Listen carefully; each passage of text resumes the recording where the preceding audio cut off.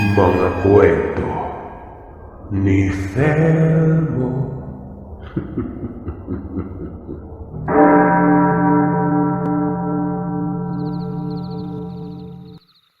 Mapagpalang araw sa inyo, Sir Seth.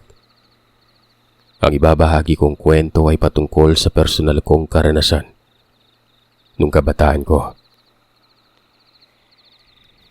Tawagin niyo na lamang po ako sa pangalang Marvin. Tandang-tanda ko pa noon na humaling ako sa isang babae na itago na lamang natin sa pangalang Adelpha. Kung hindi ako nagkakamali, nasa mga huling taon ito ng dekada 80 sa lugar ng Escalante, Negros Occidental. Ang edad ko noon ay nasa 17. Kaklase ko lamang siya pero umayaw ito ng tumungtong na ng 4th year. Akala ko nga'y lilipat ng eskwelahan kaso nalaman kong namatay pala ang kanyang tatay na siyang bumubuhay sa kanila. Naawa ko. Inalam ko kung saan siya nakatira. Napakalayo. Nalaman kong impormasyon doon din sa kaanak nila sa sentro na kung saan dito nananahan si Adelpha o pumupunta para makapag-aral at umuuwi na lamang tuwing linggo. Ang sabi pa ng kaanak, maging sila ay inaantay ding bumalik si Adelpha kaso hindi na bumalik yon. Hindi naman nila napunta ng bahay nito nung namatay ang tatay dahil sobrang layo talaga umano. May mga daan na hindi pwedeng madaanan ng motor at kailangan ng mahabang lakaran. Magpaganon pa man, naiisip ko noong puntahan si Adelpha. Nagtalaga ako ng araw at sa natatandaan ko, Sabado ng umaga yon. Nagpaalam ako sa mga magulang ko na may pupuntahan lamang akong kaibigan. Namatay yung tatay. Gusto ko lang damayin ito hanggang bukas. Pumayag naman ang mga magulang ko ng mga panahon na yon. Medyo angat ang pamumuhay namin ng mga panahon na ito. May kaya kami. May negosyo ang mga magulang ko. Bukod pa dyan ay may kalakihan ng panagatan namin. Yung may bangkang malaki na pangisda at maraming tauhan. Nagpahatid ako sa katiwala namin na si Manong Jojo. Motor yon at hanggang sa bukid banda. Nang makarating ay nagtanong ito kung pakikiramay ba umano ang sadya ko o paghahanap ng gagamba dahil sobrang layo daw nun. Hinamin ko sa katiwala namin ang totoong sadya ko sa lugar na may bibisitahin akong babaeng kaklase. Nasa malayo pa at huwag itong sabihin sa mga magulang ko noon. Binanggit ko ang lugar. Doon ay sumimangot ang mukha ni Manong Jojo. Sigurado ka ba dyan, Marvin? Bibisita ka sa ganun kalayong lugar. Tapos ikaw lang mag-isa. Naku, hindi ako papayag niyan ha. Alam mo bang may mga aswang doon? May kasama naman ako, Manong Jojo. Dito kami magkikita sa binabaan ko. Huwag ka pong mag-alala, walang mangyayari sa akin. Aswang daw. Ikaw talaga tinatakot mo naman ako eh. Basta huwag mong sasabihin sa mga magulang ko ha. Tsaka dito mo na lang ako sunduin. Uuwi po ako bukas ng hapon. Hindi na umimik pa si Manong Jojo noon. Kapag sinabi kong ako lang mag-isa, tiyak ay hindi ako tatantanan nito. Sasama at sasama yun dahil itong si Manong Jojo talaga ang tagabantay sa akin simula bata pa ako. Hindi ako naniniwala sa kababalagan o anumang katatakutan sa kapanahunang yon. Siguro, pinalaki kasi akong ganon. Marami akong kaibigan. Hindi naman ako tumatanaw o tumitingin kung sino o ano sila. Hindi din ako nakikibagay. Kung hindi, para lang wala sa akin ang lahat. Yung chill lang talaga na parang normal lang sa kabataan nung makitungo. Ito ngang pagkahumaling ko kay Adelpha ay tinatago ko lamang sa sarili. Alam ko namang tutuksuhin lamang ako. Magkatabi kami ni Adelpha ng upuan. Nag-uusap kami na parang kaibigan lang. Pero sa loob-loob ko noon talagang gusto ko siya. Siguro, kung may maayos lamang siya nakasuotan noon, Lilitaw talaga yung kagandahan. Morena itong si Adelpha. May saktong tindig, may saktong alindog. Pero hindi yun ang humatak ng atensyon ko. Kung hindi ang kabaitan nito na hindi ko nakikita sa iba.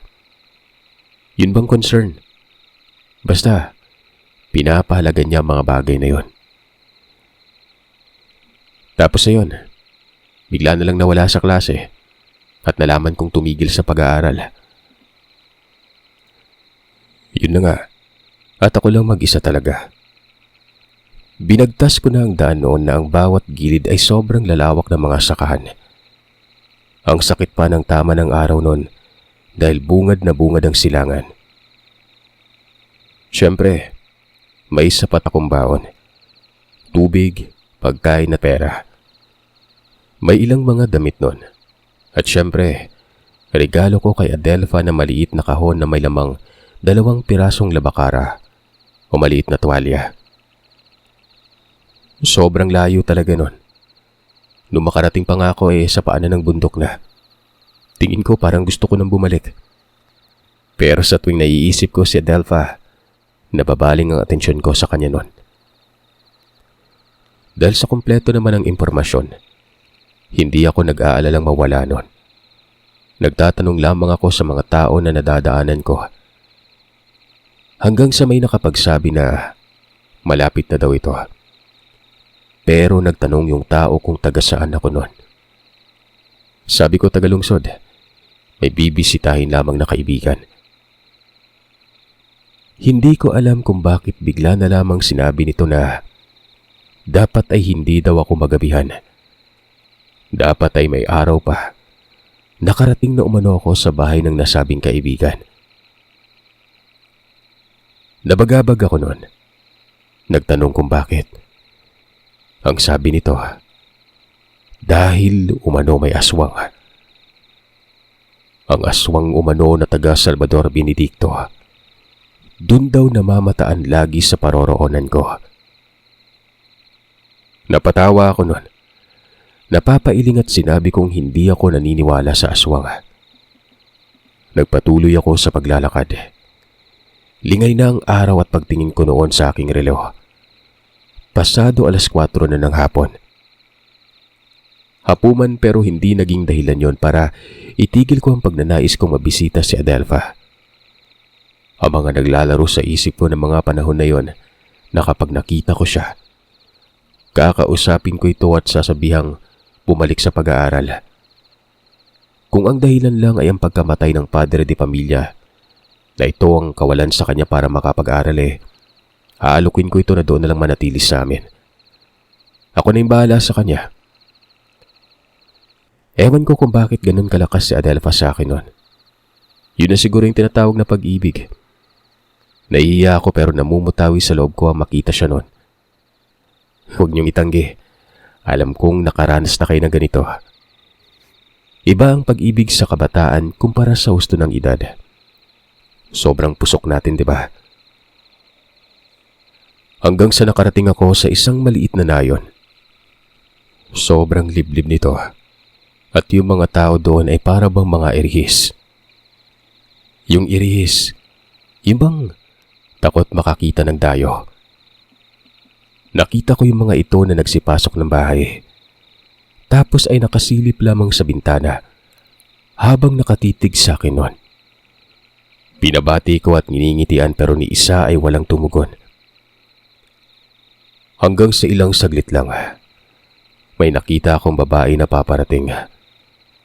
Kumakaway ang kamay nito. Akala ko si Adelpha gawa ng kahawig niya. Pero nang makalapit na ako ay hindi naman pala. Medyo may edad ito na nasa parang 30 anyos na. Tinanong ng babae kung taga saan ako. Kung hindi ba daw ako nawawala. Gawa ng may nakapagsabi sa kanya na nagpapaikot-ikot daw ako sa may babaan. Napakunot na mukha ko noon. Hindi naman ako nagpapaikot-ikot doon. Sinabi ko talaga sa kanya yon. Pero ayon sa babae, paikot-ikot umano ako. pabalik-balik sa may paanan ng gubat. Hindi ko lamang umano alam yon gawa ng hindi ako taga doon. Nagulat ako. Kahit anong giit ko na hindi ako nawawala. Pero ayon sa kanya, parang naliligaw daw talaga ako noon. Yun ang dahilan kung bakit daw siya lumapit. Doon ko na sinabi na may gusto akong bisitahin. Kako, ito na ba ang lugar at ang pangalan ng tao? Adelpha. Napakunot ang mukha ng babae. Para bang nagulat ito. Ayon sa kanya ay pamangkin niya umano si Adelpha. Kapatid daw nito ang nanay ng dalaga. Hinila nito ang kamay ko at gumilid kami noon sa isang bahay na para bang may napakaselang sasabihin yon. Nga pala, tawagin na lamang natin siya sa pangalang Ate Maymay. Nako, gagabihin ka bago ka pa makarating sa kanila. Nasa unahan at tatawid ka pa ng ilog. Mabuti siguro, dito ka muna sa amin at ipagpabukas na lamang yung pagpunta mo sa kanila. Sinagot ko naman siya na kahit gabihin ako ay ayos lang. Uuwi din naman ako kinabukasan. Gusto ko lang noong iparating ang pakikiramay ko kay Adelpha. Pero ayon sa kanya, delikado umano sa kanila banda. Kung alam ko lang umano ang patungkol sa lugar na yon. Sabay tanong sa akin kung naniniwala ba ako sa aswang. Kanina ko pa po naririnig yung salitang aswang, Ate Maymay. Pero hindi ako naniniwala eh. Walang problema kung gabihin po ako. Sige po, maraming salamat po. Doon na lang po sa unahan, ano? Pinigilan ako ng Ate Maymay nun. Pumapayag siyang pumunta ako doon pero dapat ay may kasama umano ako. Pinasunod niya ako sa kanila. Hindi naman pala kalayuan. Katunayan, kung saan kami banda nakapuslit, mga ilang distansya lang ang bahay na nila. Nasa likod ito banda. Nakita ko doon ang isang lalaki na may kakisigan ng katawan. Asawa ito ni Ate Maymay at pangalanan nating Kuya Ronald. Nag-usap sila noon. Nakita ko pa ang anak nitong walang saplot na nakatitig sa akin. Ako naman, para bang nasa ibang mundo na. Ang laman kasi ng pinag-uusapan nila ay yung mga bagay na hindi ko naman pinaniniwalaan. Habang nangyayari yon, nakatitig sa akin itong si Kuya Ronald. Hanggang sa tumango ito at nagtangkil ng itak tapos ay lumapit sa akin. Sabi nito, alis na daw kami. Hindi naman ako nagsalita. Habang naglalakad kami noon ay kinakabahan ako. Hindi ka ba dahil sa mga kakatuwang bagay na narinig ko, kundi dahil nananabik ako na makita ang babaeng gustong-gusto ko noon. Hanggang sa nakarating kami sa isang ilog. Mabato doon at sinabi ni Kuya Ronald na maglalakad pa kami, tapos ay aabuti ng gabi. Sabi ko naman, narinig ko na yun sa kanyang asawa kanina. Kamamatay lang ng tatay ni Adelpha pero hindi kami nakiramay sa kanila kahit kamag-anak pa ng asawa ko yung nanay ni Adelpha. Bakit naman po Kuya Ronald?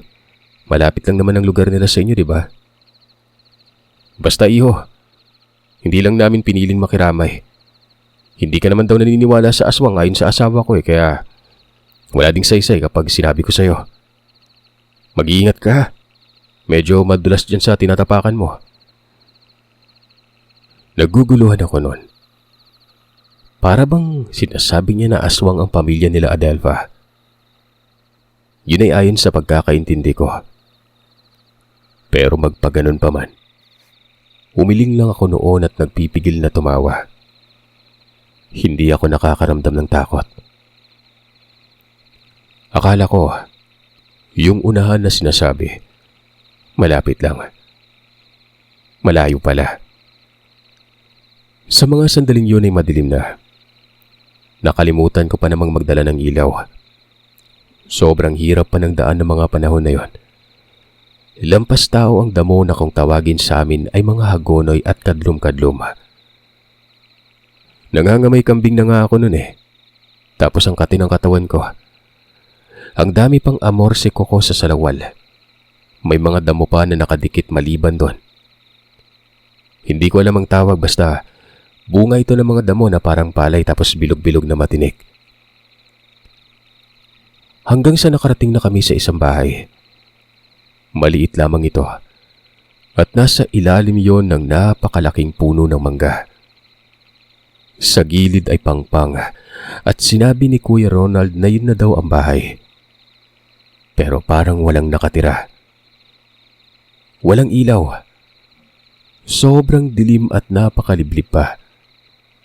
Walang ibang bahay akong naaaninag maliban doon. Napakaraming gamo-gamo kahit wala namang liwanag. Di ba nga, yung mga gamo-gamo, lumalapit sa liwanag pero dun wala. Naglipa na lang sa kung saan-saan. Sa mga puntong yon, habang nasa likod ako ni Kuya Ronald, naririnig ko ang pagmumura niya. Ayon sa kanya, may aswang umano sa lugar. Ang paglabasan umano ng mga gamo-gamo, kahit na walang ilaw nun. Pahiwatig ito na merong ganong nilalang sa paligid. Hindi ko alam kung nagbibiro pa ito o hindi nun. Maya-maya pa, binanggit ni Kuya Ronald ang pangalan ni Adelfa. May sinabi pa itong isa pang pangalan. Pakiwari ko'y nanay ni Adelfa yon. Tawagin nating Elsa ito. Matagal-tagal din yon bago pa may tumugon pero nasa ibang direksyon. Sa may kanluran banda at natuwa ako noon gawa ng boses ito ni Adelfa. Nakikita ko ang liwanag na unti-unting lumalapit sa amin. Galing ito sa isang maliit na gasera na nilagay sa isang malaking lata para hindi mamatay ang ilaw. Doon ko palang napagtanto na kaya pala walang tao doon sa bahay. Umalis sila Adelfa at siguro ay kakarating lamang ng mga ito. Alis na ako dong. Ikaw na yung bahala dito. Basta kapag nalagay ang buhay mo sa peligro, tumakbo ka lang ha. Walang hiya kang bata ka. Makakauwi ka kaya? Matapos makapagsalita ni Kuya Ronald, umalis na ito kaagad. Bumungad naman sa akin si Adelfa at kita ko sa mukha nito ang pagkagulat ng makita ko. Hindi ko alam kung natutuwa ba o nag-aalala. Basta kaagad akong hinila nito patungo sa kanilang bahay. At nang makapanik sa beranda, doon ako kinausap ni Adelfa. Nagtanong ito kung ano ba daw ang ginagawa ko sa lugar nila. Sabi ko naman ay gusto ko lang makita siya noon. Gusto kong kamustahin at nais sabihan na bumalik na sa pag-aaral. Nababaliw ka na ba? Kalayo ng lugar namin na to. Ano bang nakain mo? Sino yung kasama mo kanina? Tanong ito sa akin noon. Ang sabi ko naman ay si Kuya Ronald. Inihatid ako kaso umalis din kaagad. Nakikita ko noon ang nanay ni Adelfa. Naroroon ito sa loob ng bahay. Nakasuksok sa may sulok at nakatitig sa akin noon. Binati ko ito habang nakangiti ako. Inilalarawan ko nga ang sarili ko noon na parabang isang timang. Hindi ko pinagtuunan ng pansin si Adelfa habang nakatingin ako sa nanay niya. Nakasimagot naman ang mukha niya noon. Nagtanong si Adelfa kung may mga sinabi ba umano si Kuya Ronald. Mabilis kong nakuha ang titig ni Adelfa. Alam kong maselan kung magsasabi ako ng totoo, kung kaya naman. Wala naman Adelfa. Inihatid lang ako. Nagtanong-tanong kasi ako doon sa nayon tapos may lumapit sa akin eh. Tiya mo pala yung asawa ni Kuya Ronald. Ipinahatid ako dito. Baka kasi mawala ako dahil madilim. Sigurado ka ba? Yun lang yung mga sinabi. Ano ba talagang sadya mo? May utang ba ako sa'yo? Huwag mong sabihin gusto mo lang ako makita dahil baliw ka kung ganun. Nagpunta ka sa ganito kalayong lugar. Bawal ba? Ang totoo, nangihinayang ko sa pagpigil mo sa pag-aaral eh. Tsaka na-miss ko makausap ka. Hindi nakapagsalita si Adalfa noon. Yung nanay naman ito, gumalaw, tumayo, nagsindi ng isang gasera. Doon ko na nakita ang loob ng kanilang bahay. Malinis pero nakakapanlumo ang kalagayan. Hindi ko lubos sa kalain na sa kabila ng nakikita ko kay Adelfa sa eskwelahan, ganun pala ito kaduka sa kanila. Pero ganun pa man, hindi ako nagpakita ng anumang reaksyon. Umupo ako ng maayos sa may beranda. Bumaba naman ang silong itong si Adelfa. Tapos narinig ko na tila nagtitimba ng tubig sa isang banganon. Hindi ako nagkamali dahil pagbalik nito, may bitbit ng tabo at may lamang tubig yon. Ang sabi ni Adelfa ay uminom umano ako. Hindi naman ako tumanggi pero lasang ulan yung tubig. Napapaisip tuloy ako noon na maging sa tubig, hirap sila sa buhay. Nakikita kong tila nagsisiga ang nanay niya sa may abuhan nila. Nasa itaas ng bahay ang abuhan. May karugtong na kusinang maliit na sala. Pero wala silang silid doon. Naisip ko na baka doon lamang sila sa sala natutulog. Maging siguro sa pagkain, doon lamang din nila ginagawa. Tahimik ang nanay ni Adelfa. Hindi ko man lang narinig na nagsalita. Nahihiya naman ako noong magmano. Habang si Adelfa naman sa mga sandaling yon ay kasama ko lang sa beranda. Lumalangit-ngit pang upuan na wari ba'y guguho ang bahaging yon. Hanggang sa nagsalita si Adelfa. Alam kong may sinabing iba ang mga nakausap mo. Itago mo man yan pero hindi nalingid sa kaalaman ko yan. Tama di ba? Napatitig ako kay Adelfa noon. Nakakayamang sabihin pero inamin ko na lang. Kako, may aswang daw sa lugar at napakadelikado. Ito din ang dahilan kung bakit ako sinamahan ni Kuya Ronald. Sabi ko na nga ba may nabanggit pa kung sino yung aswang? Tanong ni Adelfa. Wala naman. Pero sa pagkakaintindi ko, parang kayo ata yung pinaparatangan eh. Pero hindi naman ako naniniwala sa mga bagay na yan. Sa tingin mo, pupunta kaya ako dito kung takot pa ako? Bakit ka ba nag-aalala? Totoo ba yung aswang? Hindi naman, di ba? Teka, ano bang ikinamatay ng tatay mo? Nakikiramay ako ah. Hindi ka agad nakapagsalita si Adelfa. Napatingin ito sa malayo at kitang-kita ko sa mukha ang lalim ng iniisip nito. Napansin ko pa ang kanyang mga paa na maputik noon. Hindi ko naman ito sinita. Baka kasi ibang isipin. Baka paalisin pa ako noon. Maya-maya ay may inabot sa akin ang nanay niya. Nilagang saging. Kumain daw ako. Hindi ko naman tinanggihan yon. Kahit ang totoo ay hindi ako nagugutom. Dahil habang naglalakad kanina, kumakain ako ng baon kong biskwit. Nag-iisip ako ng mga pag-uusapan nun. Nakakaburyo kasi nga wala kaming kibuan. Hanggang sa inamin ko na talaga ang nararamdaman ko. Yun ang pinakadahilan kung bakit ako napabisita sa lugar. Naisip ko yung gawa ng nilulubos ko yung pagkakataon.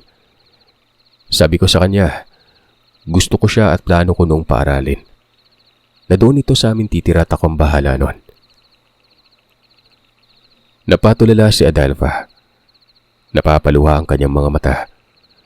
Doon ko palang nakita na parang nahihiya sa akin yon.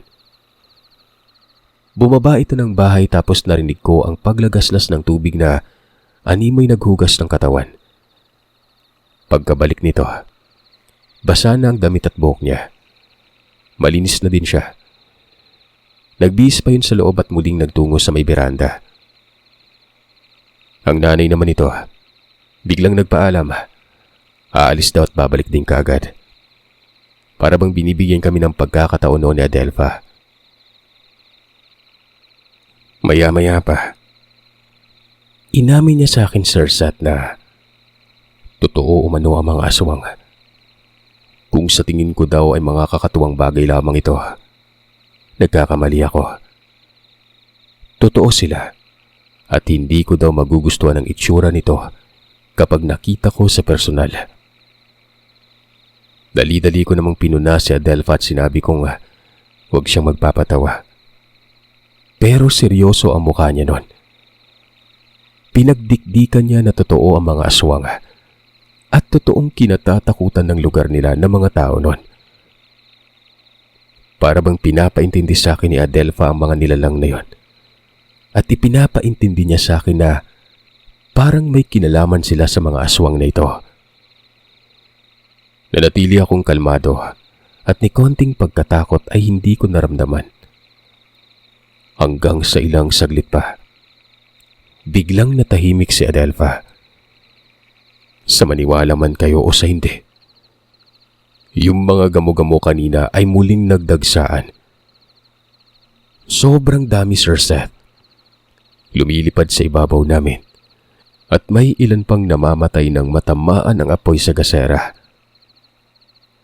Ayon kay Adelpha, yun umano ang isang pahiwatig na may aswang. Maraming klase ng pahiwatig, Marvin. Depende sa kung anong uri at kalidad meron ng isang aswang. Kapag gamo-gamo, mabangis na aswang nasa paligid, pakinggan mo ang huni ng mga kulisap. Para talaga akong matatawa. At dahil sa ayaw ko namang madismaya si Adelpha, pinaniwalaan ko siya at pinakinggan ang paligid nun. Karaniwang huni lang naman ang naririnig ko. Hanggang sa ganun na lamang ang panlalaki ng mga mata ko nang may marinig akong isang huni nun. Bukod sa mga kulisap, yun bang tila hagaw-haw ng isang uwak. Nakakapangilabot yon. Tapos ay may kagaskas pa ng mga damo. Nawari ay may napapadaang kung anong hayop sa masukal na parte. Ayon kay Adelpha, aswang na umano ang naririnig ko. At kung gugustuhin kong makita ang itsura para makumbinsi ako nun, tatawagin niya umano ito para magpakita sa akin. Ako naman nun wala lang. Nakatitig ako kay Adelpha na may halo ng pagtataka. Hanggang sa walang ano-ano, may binanggit siyang mga kataga. Hindi ko maintindihan yon. Pero pagkatapos ay may kumalabog sa tugkaran ng bahay. Kasabay naman ito ang mahinang paghangos na animoy malaking baboy. Dahan-dahan kong sinipat ang bahaging yon. Sa gilid ko lamang ito banda. Halos mapatalon ako noon sa gulat nang may makita kong ubod ng pangit na nilalang na nakadapa sa may lupa. Nakatingala sa amin ito at kitang-kita ko ang manilaw-nilaw na mga mata niya. Umaamag yun at sobrang nakakapangilabot, Sir Seth. Nagbabaga. Hindi ako nakagalaw. Para akong nabuhusan ng malamig na tubig. Ngayon, naniniwala ka na? Yan, isang halimbawa yan ng aswang. Pero may mas nakakapangilabot pa dyan. Hindi aligaga si Adelpha. Hindi nagpapanik na para bang sanay na ito sa nilalang na yon. Maya-maya ay muling nagsalita ang dalaga. Habang nangyayari pa yun ay sobrang higpit na ng pagkahawak niya sa kamay ko. Ngayon umanong nakakita na ako ng aswang. Ano daw masasabi ko? Lalo pat ang aswang na yon ay naroroon mismo nakatira sa bahay nila. Gulat na gulat ako nun. Kaagad kong naisip na ang aswang na ito ay walang iba kundi ang kanyang nanay. Hindi ako nakapagsalita. Niyakap ng kilabot ang buong katawan ko nun. Parang mapapaihi talaga ako sa takot. Hanggang sa muling nagsalita si Adelpha. Inulit ang kaparehang tanong. Doon na ako sumagot. Pero tanong din ang isinagot ko sa kanya. Papatayin ba ako, Adelpha? Kakainin ba ako ng aswang? Tumawa lamang si Adelpha. Bakit naman daw ako papatayin nun? Bakit naman umano ako kakainin? Naroroon siya at wala daw makakapanakit sa akin nun. Gusto niya lang umanong ipaalam kung ano ang pagkatao sa likod ng kanyang pamilya na nakatago sa liblib na yon. Ang tatay umano ni Adelpha, ito yung aswang na taga Salvador Benedicto. Nayanggaw ang kanyang nanay pero hindi siya hinawaan. Sa madaling salita, tao si Adelpha. At ang totoo, kaya hindi daw ito pumapasok sa eskwelahan dahil sa tingin ng nanay niya, namimiligro ang buhay niya. Paano ba naman kasi? Ang ikinamatay ng kanyang ama ay natugis umano ito ng isang bihasang manggagamot. Nagkataon lamang na lumaban itong tatay niya kung kaya napatay ito ng bihasang yon. Pwede naman umanong takasan. Natuntun nga umano ang bahay nila at naghahanap lamang yun ng pagkakataon para patayin sila. Kumbaga, papatayin din silang mag-ina ng nasabing biyasang yon. Bagyang kumalma ako noon, Sir Seth. Nawala ang pagkatakot ko. Lalo na nang lingunin ko ang kinaroroonan ng aswang at wala na ito ron. Wala na rin yung sandamakmak na gamo-gamo na naglipana sa kanilang bahay. Maliban na lamang sa mga nangingisay sa sahig dahil napaso ito ng gasera. Hindi ko alam kung bakit salip na sabihin ko noon na uuwi na ako. Nagkaroon pa ako ng malasakit. Nagwika kasi ako noon na bakit hindi na lamang sila lumikas at magpakalayo-layo noon. Ayon naman kay Adelpha, wala silang mapupuntahan. Kung meron man, yun na yung gubat, na siya namang mas lalong magpapahirap sa kanilang buhay. Nagbabaka sakali na lamang noon sa Adelpha na kaawaan sila ng nasabing bihasang yun. Kung ito ay babalik sa kanila ay kakausapin niya ito. Sasabihin niyang wag silang patayin gawa ng hindi naman sila mapanalasang aswang. Hindi sila katulad ng tatay niyang dati pang salot sa lugar ng Salvador Benedicto. Pulagata ako sa pag-ibig, Sir Seth. Ewan ko ba, ganun na lang ang pagmamalasakit ko sa kanila. Pinilit ko pa noon si Adelpha na doon na lang sa amin manatili, kahit isama pa niyang kanyang ina. Umiyak si Adelpha. Niyakap niya ako at sinabing busilak umano ang puso ko noon. Napatunayan niyang totoo daw ang nararamdaman ko sa kanya sa likod ng kanyang pagkatao. Maya-maya'y tinawag niya ang kanyang ina. Nagpakita ito sa anyong tao at kitang-kita kong umiiyak yon. Naiiba daw ako sa mga karaniwang tao. Kahit alam ko umano na aswang siya ay hindi ako naasiwa. Tanggap ang anak niya, talagang sobrang tapang ko daw nun. Pero hindi niya umano matatanggap ang alok ko dahil ikakapahamak lamang umano nila yon. Di ba, kayo lang naman po ang nahawaan at hindi si Adelpha. Tsaka, mahanapan ko po ito ng paraan. Tama ka dyan, iho. Ako lang ang aswang. Ang ibig kong sabihin mas magiging madali ang pagtugis sa akin kapag naroroon ako. At kapag may nangyari sa akin, apektado itong anak ko. Dagdag ni Nanay Adelpha. Ayos lang sa kanya kung si Adelpha lamang umano ang sasama sa akin dahil mas ikakapanatag niya umano yun. Kahit papano ay alam niya sa sarili na ligtas ang kanyang anak. Wala naman umanong problema sa kanya. Kaya niya naman umanong takasan kahit mag-isa siya nun. Napatingin sa akin si Adelpha. Kitang-kita ko sa mga matang mapupungay na tila ba nangungusap ito at pumapayag sa sinasabi ng kanyang nanay.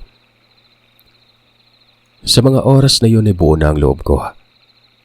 Prangkahan kong sinabi na bukas din isasama ko si Adelpha. Wala namang naging reaksyon ng kanyang ina, maliban na lamang sa pagtangunon. Nang gabing yon, nagpatuloy kami sa pag-uusap. Yung takot ko sa nalaman na totoo pala mga aswang, napalitan ng pagkamangha. Naging taliwas ito sa mga naririnig ko noon na yung mga aswang ay mapanalasa at talagang delikado. Hindi naman talaga maipagkakaila na kabi-kabila ang kwento patungkol sa mga aswang. At hindi maganda ang mga kwentong yon. Mabuti na lang at hindi ako naniniwala sa umpisa. Noon ko pa lamang ito natunghayan na totoo pala. Pero iba-iba ang sabi-sabi ng mga tao. Umalis yung nanay ni Adelpha. Hindi nagpaalam. Nagtanong ako kay Adelpha kung saan yun pupunta. Hanggang sa sinabi nito na naririyan lamang umano ito sa tabi-tabi. Yun umano ang nakagawian ng kanyang ina. Hindi na nanatili sa bahay. Sa labas lamang ito, lalo na sa kalaliman ng gabi. Kapag nasa bahay kasi ay mas delikado nun. Naalala ko kaagad ang sinabi ni Kuya Ronald kanina, lalo na yung unang bungad namin sa lugar na may mga gamo-gamo. Napapatanong ako sa isip ko kung sinong aswang kaya ang nagpaparamdam nun, gawa ng alam ko namang kasama ni Adelpha ang kanyang nanay at nasaan yung tao ito. Dahil sa pagkabagabag ko na yon, napatanong ako kay Adelpha kung may iba pa bang aswang sa lugar bukod sa kanyang ina. Dito, hindi kaagad nakapagsalita si Adelpha. Napatingin ito sa akin na parabang nagtataka. Kaya naman sinabi ko kaagad na kaya ako napatanong. Dahil noong dumating kami kanina ni Kuya Ronald ay maraming gamo-gamo. Tumayo si Adelpha. Tinanaw ang daanan na kung saan dito kami bubungad.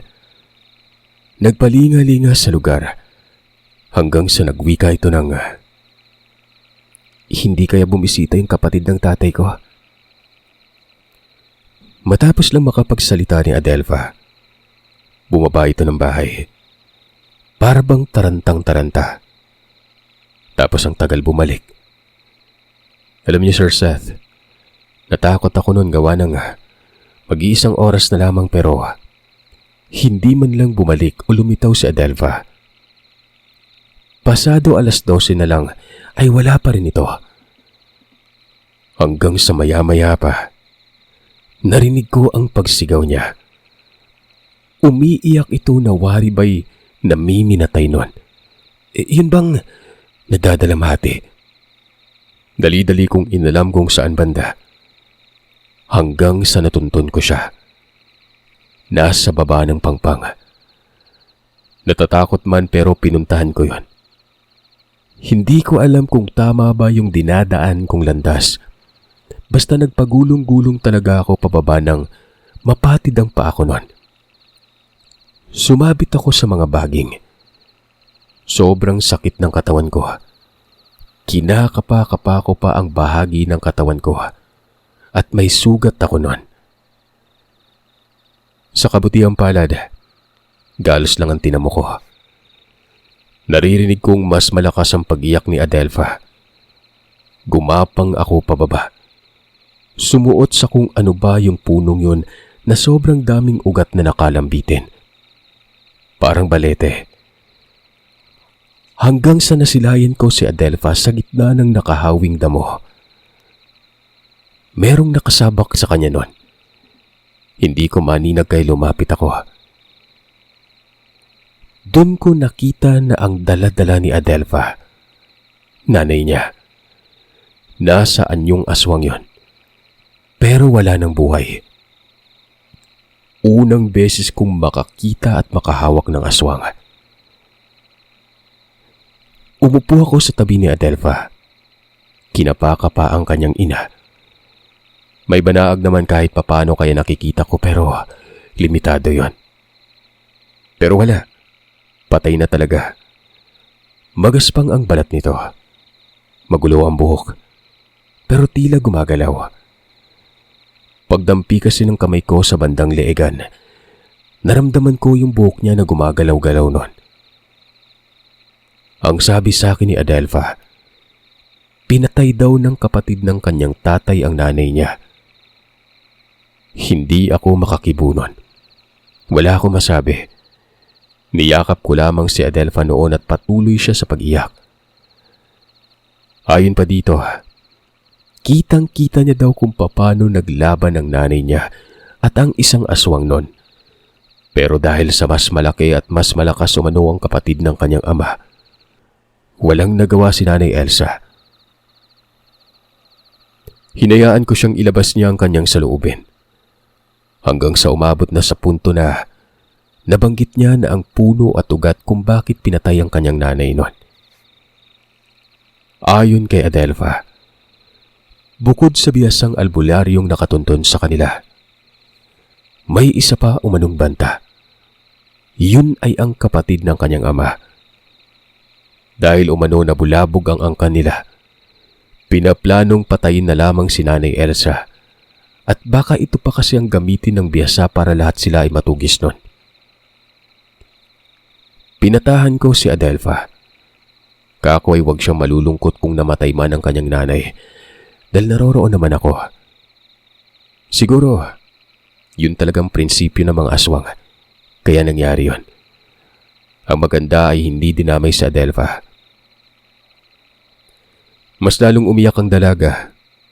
Tingin ko naman wala siyang kinikimkim na galit at tila ba tanggap niya na ang dapat na mangyari nun. Ako na mismo ang naglibing sa kanyang nanay. Doon lamang din mismo sa kung saan ito namatay. Inabot pa nga ako ng umaga doon at talagang mahimahimatay ako sa pagod. Nang matapos ng paglibing, pagkarating namin sa bahay nila, naroroon si Kuya Ronald. Ang sabi nito ay inaalam niya umano ang kalagayan ko. Nagpapasalamat daw siya at walang nangyari sa akin noon. Nagkatitigan na lamang kami noon, Adelfa, pero matapos noon ay sinabi ni Adelfa na wala na nga ang kanyang ina. Hindi niya sinabi ang totoong dahilan ng pagkamatay. Sinabi nitong may sakit lamang ito na malala noon. Ito pa lang sila Kuya Ronald.